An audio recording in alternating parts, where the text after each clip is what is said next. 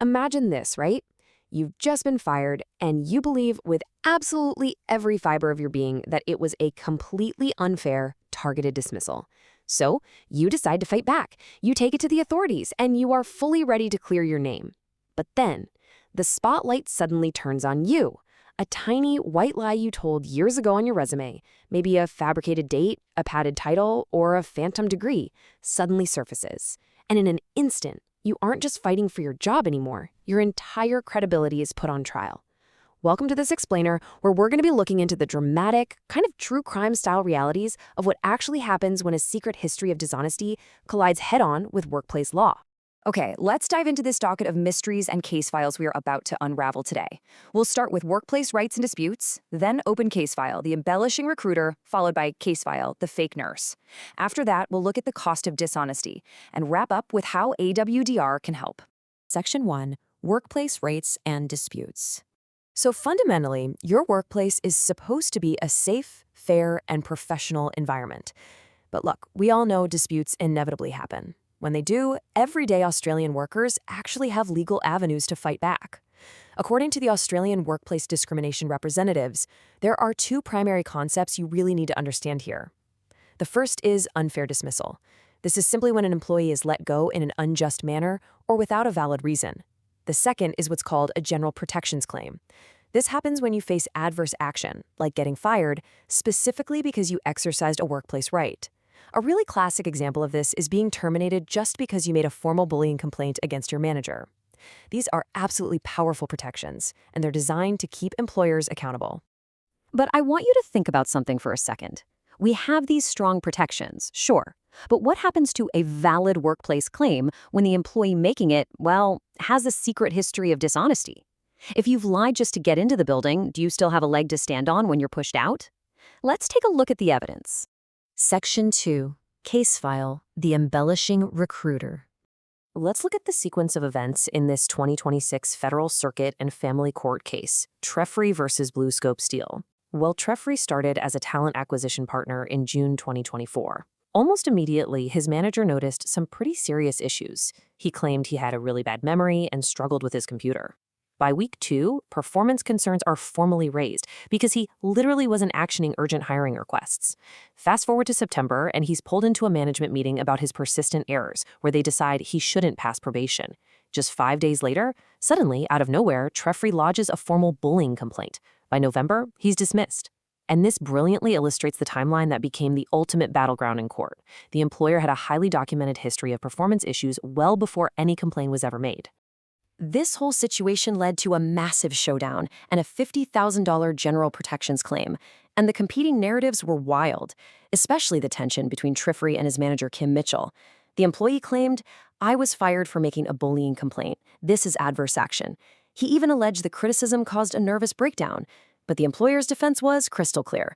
You were fired for underperformance, and crucially, the decision to terminate you was made 5 whole days before you ever lodged your bullying complaint.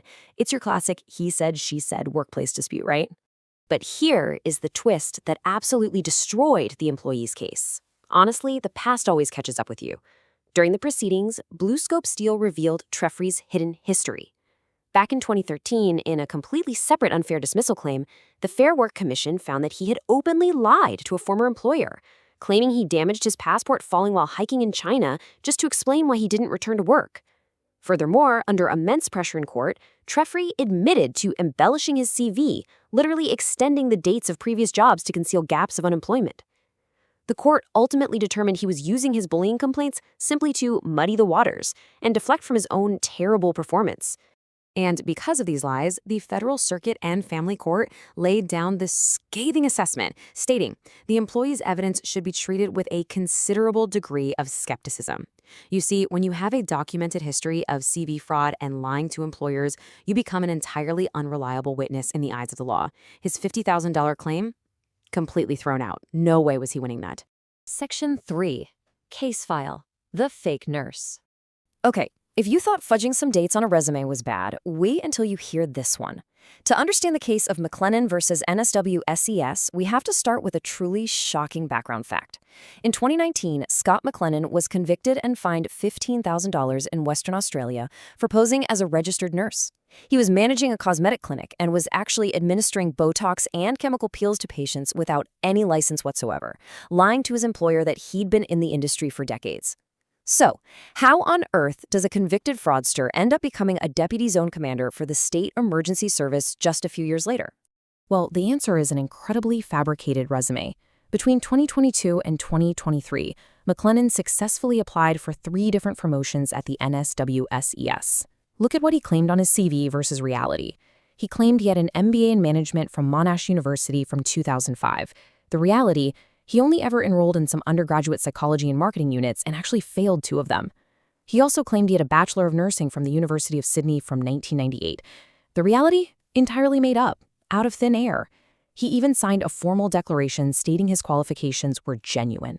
And his scam worked. At first, he successfully scammed his way into the deputy commander role in August 2023, but the clock was ticking. Let's move to and see how this builds into his rapid downfall. In May 2025, an investigative journalist from the Australian newspaper connected the dots and published an article exposing him as a convicted fraudster. The SES immediately launched an internal investigation, asked for his nursing degree, suspended him when he obviously couldn't provide it, and ultimately dismissed him by August 2025. Astonishingly, McLennan fought his dismissal, taking it to the Industrial Relations Commission to argue his termination was somehow unjustified. His excuse?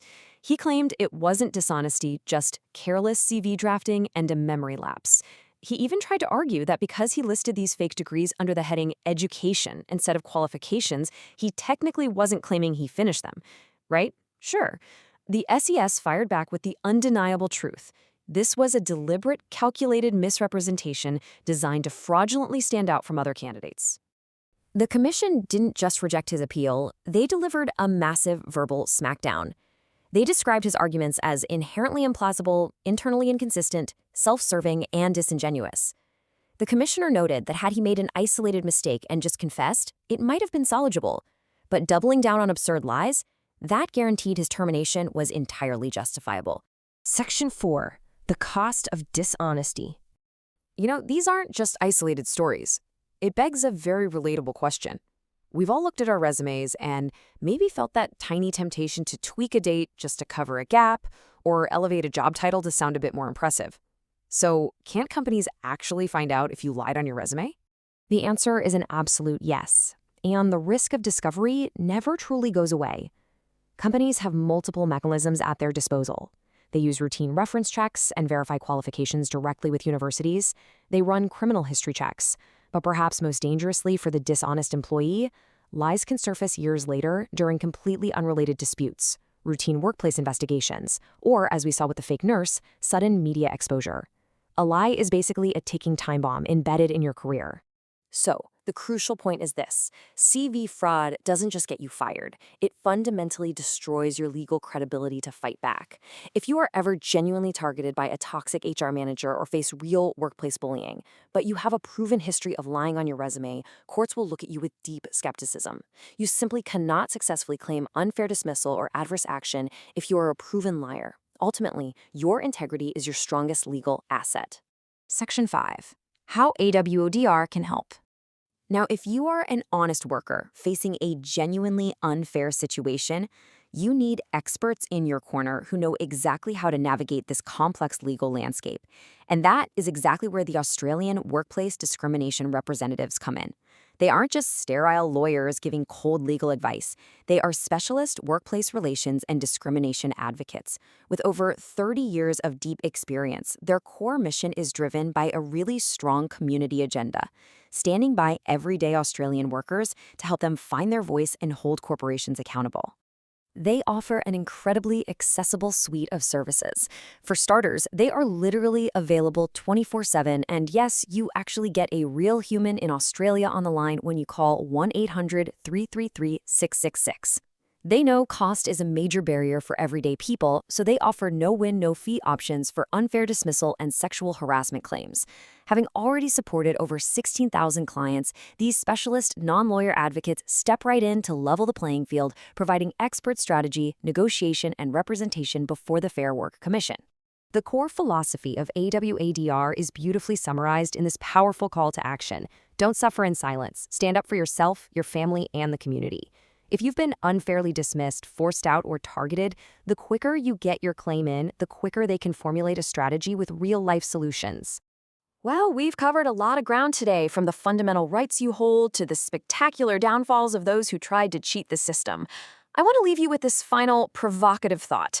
Are you currently facing a genuine unfair dismissal and need to make that call? Or, based on the case files we opened today, is it time to thoroughly double-check your own resume for complete accuracy before any future dispute arises? Because as we've seen, in the eyes of workplace law, the truth always comes out.